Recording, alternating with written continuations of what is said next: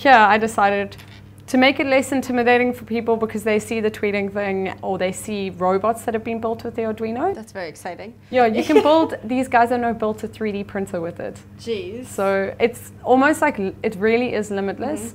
But just to make people less intimidated with electronics and programming, for example, kids can stop using these things.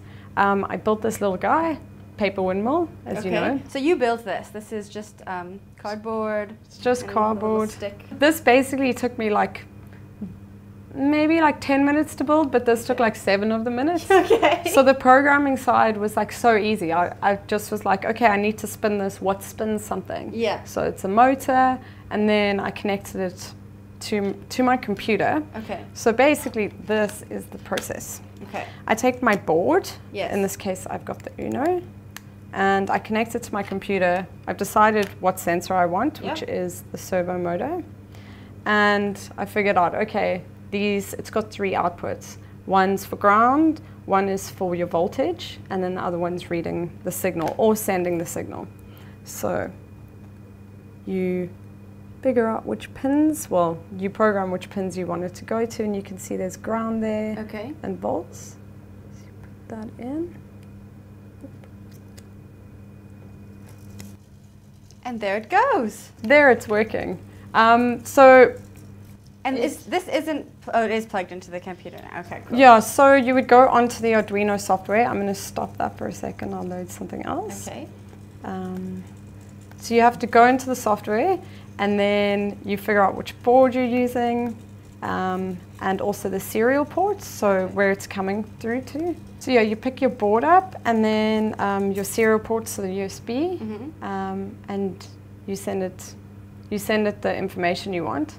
So here I'm busy loading up the little windmill spinner. Okay. And you'll see it starts. Yeah.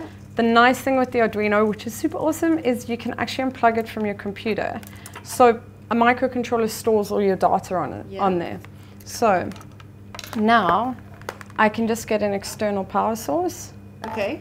I plug that in, and this little guy starts working and you again. can just put him in your windowsill. Exactly. And he just keeps going, and all I have to do is refresh that. So, I mean, that's one very simple example. You can see how intimidating it is to use the electronics and the programming. Now, is the programming, does it cost money? No. So everything's open source, which means it's free, and you can take other people's projects and use them and change them, and you don't have to pay them or generally not even let them know that you've been taking their code. Yeah, so it's awesome, and there's a forum, so if you have questions and you're like, okay, I'm struggling with this, or I want to do this, what electronics should I use? There's like a huge community, and they help you out. Amazing. Well, I look forward to when we go live, because I would really love to see one of these tweeting projects. Yeah, it's going to be awesome. I know. And now, if anyone wants to build an Arduino project by themselves at home, or they want to maybe get more information from you, how can they do that? Well, you can contact me directly on my email address, which is robynfarah@gmail.com, or they can join Arduino Cape Town. We mainly run on a Facebook group, and we've recently just started an Arduino Johannesburg as well. Great. So, yeah. Great. Well, thank you for coming in and sharing this very cool project.